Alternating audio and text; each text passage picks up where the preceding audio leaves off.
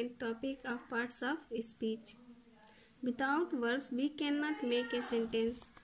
For example, if I say I cooked,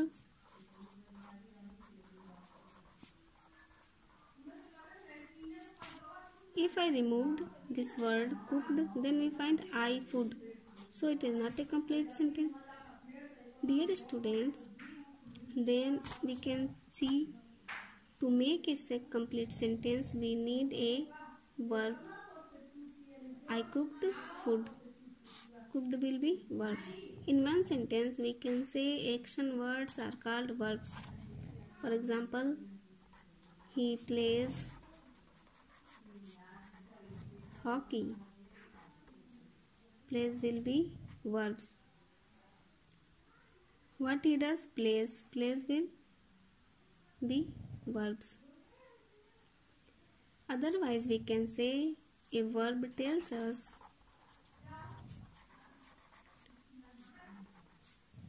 what a person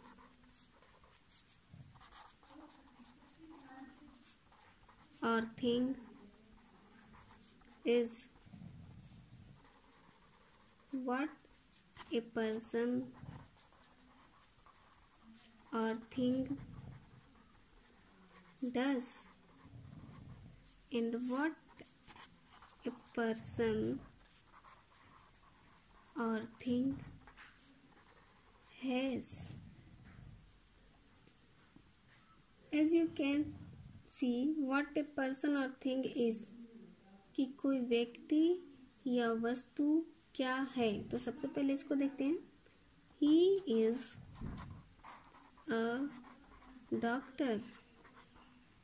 वह doctor है। तो इस सेंटेंस में कोई व्यक्ति का होना पाया जा रहा है कि कोई व्यक्ति या वस्तु क्या है। तो यहाँ पर इज हमारा क्या है, वर्ब है। जब सेंटेंस में मेन वर्ब नहीं रहता है तो ऑक्सिलरी वर्ब को ही हम मेन वर्ब मानते हैं। इस क्या है, ऑक्सिलरी वर्ब है, लेकिन इस सेंटेंस में कोई मेन वर्ब नहीं है तो यही हमारा मेन वर्ब है। तो ये प्रेजेंट में कह दिया कि वह एक डॉक्टर है। अगर पास्ट में कह दिया कि वह एक डॉक्टर था तब हम क्या कहेंगे, ही वॉज ए डॉक्टर। अगर हम ये कहें कि वह आने वाले समय में डॉक्टर बनेगा तब उसके लिए हम क्या कहेंगे कि he will be A doctor. ठीक है, तो एक तो हो गया कि व्हाट पर्सन और थिंग इज, ये हमें वर्ब से पता चलता है कि कोई व्यक्ति या वस्तु क्या है। दूसरी चीज है व्हाट ए पर्सन और थिंग डज, कि कोई व्यक्ति या वस्तु क्या करता है। चलिए इसको देखते हैं। You speak Hindi. तो यहाँ पर तुम हिंदी बोलती हो तो इस तुम्हारा क्या काम है, बोलना।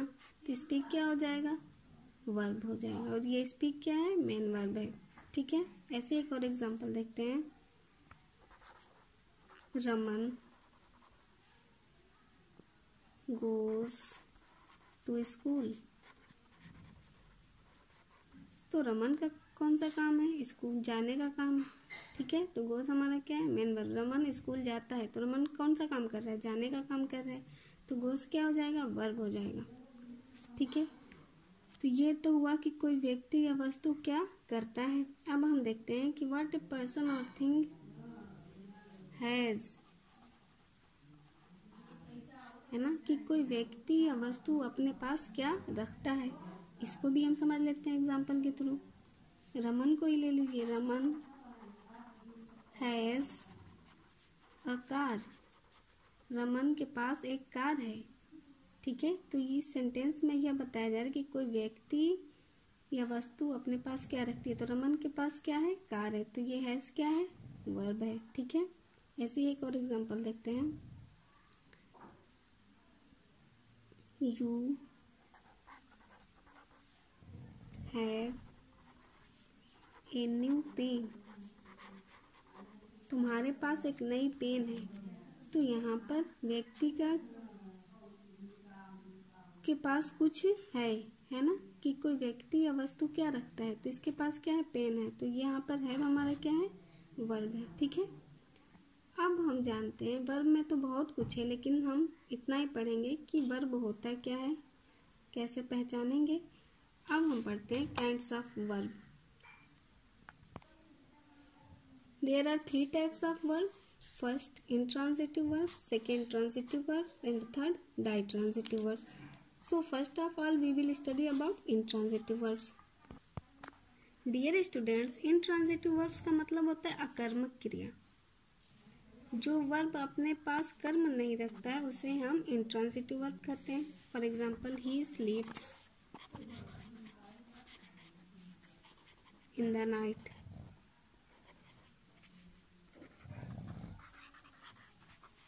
देखने में तो लग रहा है कि यह सब्जेक्ट हो गया, ये वर्ब हो गया और ये ऑब्जेक्ट हो गया, लेकिन in the night just only A complement of a sentence, it is not a object.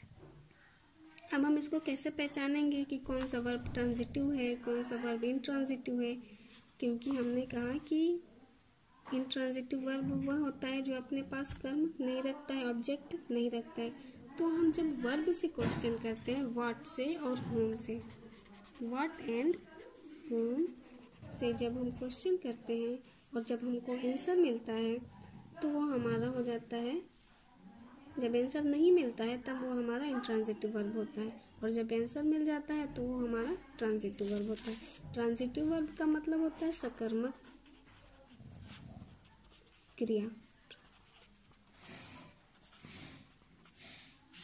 इसका मतलब होता है सकर्मक क्रिया. जो वर्ब अपने पास सुटेबल ऑब्जेक्ट रखता हो उसे हम ट्रांजिटिव वर्ब कहते हैं, और जो वर्ब अपने पास ऑब्जेक्ट नहीं रखता है उसे हम इंट्रांजिटिव वर्ब कहते हैं.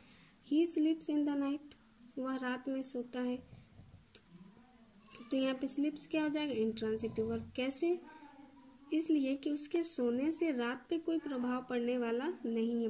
वह सोए या ना सोए, रात पे इसका कोई इफेक्ट नहीं पड़ेगा. दूसरी और सबसे आसान तरीका पहचानने का है कि हम वर्ब से क्वेश्चन करते हैं, व्हाट और होम से.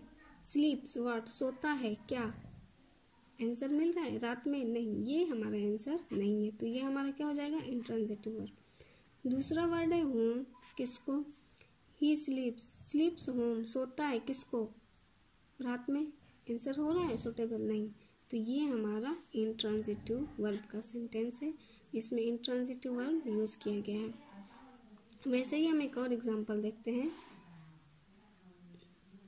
You laughed in the class. तुम क्लास में हंसे. तो laughed what, हंसे क्या? क्लास में? नहीं, यह हमारा सुटेबल आंसर नहीं है. laughed होम, हंसे किसको? ये हमारा सुटेबल, इन द क्लास हमारा सुटेबल आंसर नहीं मिल पा रहा है. तो ये जो सेंटेंस हमारा इंट्रांजिटिव वर्ब. बहुत ही आसान है बच्चों कि आप व्हाट और होम से क्वेश्चन करेंगे वर्ब पे, और जब आपको आंसर मिलता है सुटेबल तो वो हमारा इंट्रांजिटिव वर्ब होता है, और जब सुटेबल आंसर नहीं मिलता है तो वो हमारा इंट्रांजिटिव वर्ब होता है, और जब सुटेबल आंसर मिलता है तो वो हमारा ट्रांजिटिव वर्ब होता है. जब हम इसको, अब हम ट्रांजिटिव वर्ब को देखते हैं. ही wrote a letter. तो वह एक पत्र लिखा. अब हम क्वेश्चन करेंगे वर्ब से. लिखा व्हाट, लिखा क्या? तो हमें आंसर क्या मिला? A letter. तो ये हमारा क्या हो जाएगा? ट्रांजिटिव वर्ब, क्योंकि इस वर्ब के पास सुटेबल ऑब्जेक्ट है. ठीक है. वैसे ही हम दूसरा देखते हैं. They spoke English.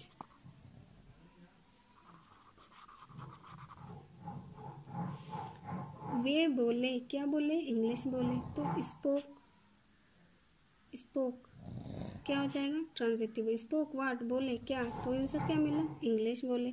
तो ये इस वर्ब के पास सुटेबल ऑब्जेक्ट है, तो ये हमारा ट्रांजिटिव वर्ब कहलाएगा. An intransitive verb does not require an object to complete a sentence, whereas transitive verbs require an object to complete a sentence. Okay?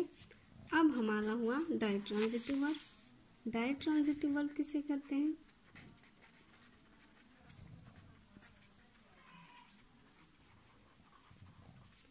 Direct transitive verbs का मतलब होता है द्विकर्मक क्रिया, मतलब वह क्रिया जिसके पास दो ऑब्जेक्ट हो, वह क्रिया जिसके पास दो ऑब्जेक्ट हो। अब हम इसको एग्जाम्पल के थ्रू समझते हैं कि कौन से सेंटेंस में कौन सा वर्ब अपने पास दो ऑब्जेक्ट रखता है। For example, he gave me a book. ठीक है, तो जब हम गेव से क्वेश्चन करेंगे, गेव व्हाट, दिया क्या, तो एक ऑब्जेक्ट मिला ए बुक, किताब। ठीक है, दूसरा क्वेश्चन करेंगे होम से, गेव होम, दिया किसको, तो आंसर क्या मिल रहा है, मुझको। तो यहाँ पे हमारा दो ऑब्जेक्ट है, मी भी एक ऑब्जेक्ट हुआ और ए बुक दूसरा ऑब्जेक्ट हुआ। ठीक है, ऐसे ही हम दूसरा सेंटेंस देखते हैं, टीचर taught us